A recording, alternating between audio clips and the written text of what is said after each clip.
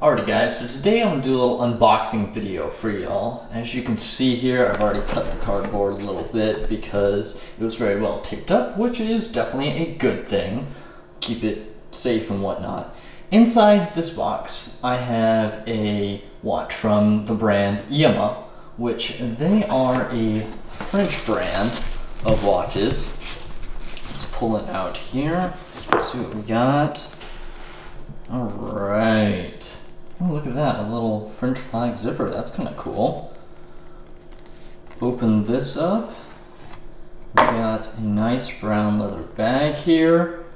And right there in the front corner, it has their brand name, Yema. Let's go ahead and unzip this. Dun dun dun dun, dun dun dun dun. And see what's inside. What I've been waiting for.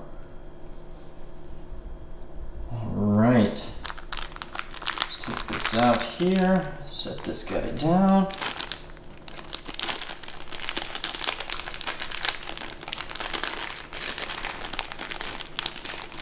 Ooh, I like the feel of that steel mesh bracelet there. Maybe, hold on here, let's undo the tape. See this beautiful face here, let's see. What do we have? Oh wow. Oh my goodness. Can you all see that? I don't know if there's a little bit of a glare on it. Try to get it to focus there. Wow. Wow. That is... Pull a little plastic off here. That is very, very nice. Oh wow. I love the depth that the dial has there. I think the biggest thing that sold me on this watch was the subdials that look like old school car speedometers, because this watch here is actually kind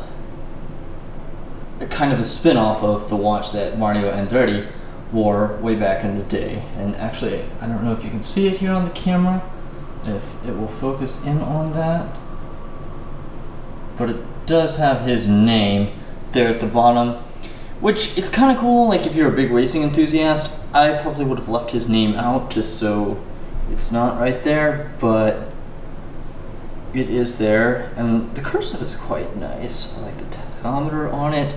Those red racing stripes too. Wow. Alright, let's start this. Nice and smooth. Stop, and then reset. Try that again. Boom, there we go. Nice snap back. Alright guys, so I've popped it on my wrist, sized the bracelet, and there we go. Hopefully that is in focus. I must say, this thing fits quite nicely. I want to say it is a 39.5mm case.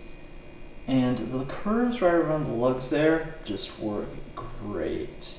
Like, it just goes around the wrist, and the steel mesh bracelet. I've never tried one of these on before, but I already love it. And speaking of bracelets, I actually purchased another bracelet to go with this. On their website, they have the option to get this watch with a leather band with red stitching to match the red racing stripe. But I figured I'd just buy one of those bracelets on my own and go ahead and get the steel mesh that it came with. So this is the other band that I have for this watch, which I think is going to work on there quite nicely. Actually, let's put it right there like that. Yeah, that'll look nice too. I think they are both going to look super good. Actually, I know the first one looks great. I think the leather one will look really good on there too.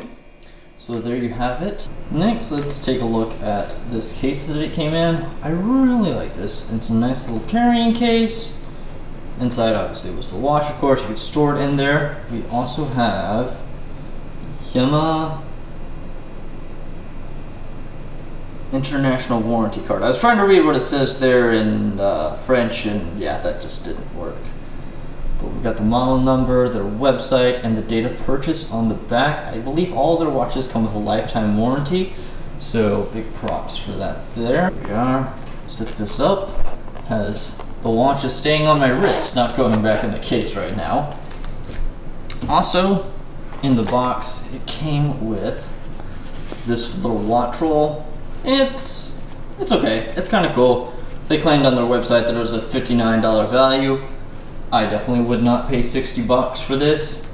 I don't know who would, maybe somebody would. But it is kind of cool that they throw that in for free. Okay guys, so that was filmed a few weeks back on the Friday that I received the watch in the mail. That first weekend I had it, I pretty much wore it all weekend long. Maybe it's just the honeymoon phase, but I'm really loving this watch. So let's go over a few pros and cons. Pros first. The steel mesh bracelet is super comfortable, like almost as cozy as a NATO strap. So comfortable, in fact, that I hardly even notice I'm wearing a watch, until my eye catches a glimpse of that beautiful dial. Like I stated earlier, the dial is truly what drew me to this watch in the first place. I feel like the camera doesn't really do it justice, because the amount of depth and detail in this dial is just insane, especially for a watch of this price point. If you are the kind of person who is mainly attracted to a watch for its dial, like me, you definitely will not be disappointed with this. Alright, cons. Well, I think the biggest drawback for me is having Mario Andretti's name on the front. If you're a big racing enthusiast, then this would probably be a good thing for you, but for me, I think it would have been a bit better and cleaner without that. Number 2, the movement. While the Mecha Quartz is quite good, it would have been nice with an automatic movement. They do have a limited edition version that looks similar to this one that does come with the Swiss automatic movement. However, that particular version is upwards of $2 grand, and if you're going to drop that kind of bread, you might as well go with a more mainstream brand. At least in my opinion. And there you go guys, my first impressions, thoughts, comments on the Yema Rallygraph. Thank you everybody for watching. Don't forget to like, comment, subscribe, and all that good jazz.